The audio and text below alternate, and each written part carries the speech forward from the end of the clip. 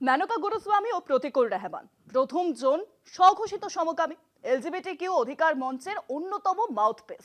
দ্বিতীয় জন দলের শীর্ষ নেতৃত্বের বিরুদ্ধে ক্ষমতা কুক্ষিগত করে রাখার অভিযোগে সিপিএম ছেড়ে তৃণমূলে যোগদান করেছেন। দুজন ভিন্ন মেরুর মানুষ, কিন্তু তারা কিন্তু একই সমাজের রিংটোন, আর তাদের দুজনকে একসঙ্গে করেছেন অভিষেক বন্দ্যোপাধ্যায়।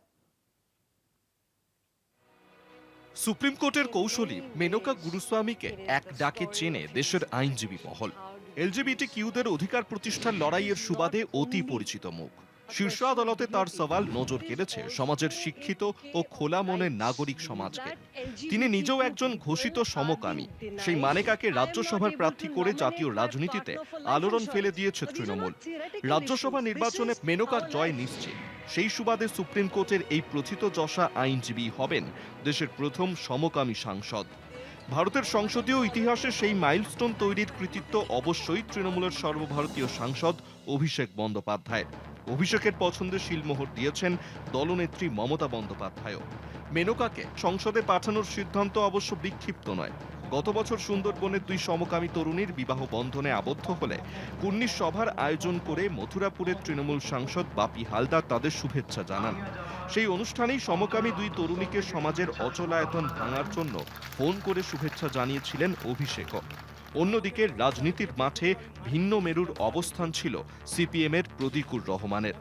গত লোকসভা নির্বাচনে ডায়মন্ড হারবার কেন্দ্রে লড়াই করেছিলেন অভিষেকের বিরুদ্ধে।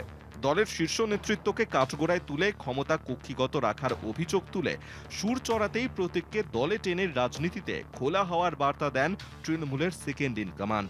যদিও বামপন্থী বা বাম মনস্কদের তৃণমূলে যোগের লম্বা তালিকা রয়েছে।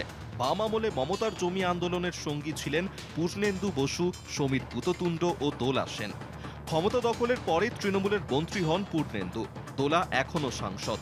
তৎকালীন বাম সরকারের ভূমিমন্ত্রী আব্দুর রেজ্জাক মোল্লাও সদস্য ছিলেন মমতার মন্ত্রিসভার। সিপিএম থেকে তৃণমূলে এসে সাংসদ হন ঋতব্রত বন্দ্যোপাধ্যায়। বাম আমলের মন্ত্রী আব্দুস সাত্তার স্থান পেয়েছেন তৃণমূলের প্রশাসনে। সেই নিরিখে প্রতীকের তৃণমূলে যোগ নতুন না হলেও প্রগতিশীলতা ও সাম্যবাদের পক্ষে সওয়ালকারীদের প্রাধান্য দান শাসক দলের নতুন পালক। কলকাতা টিভি।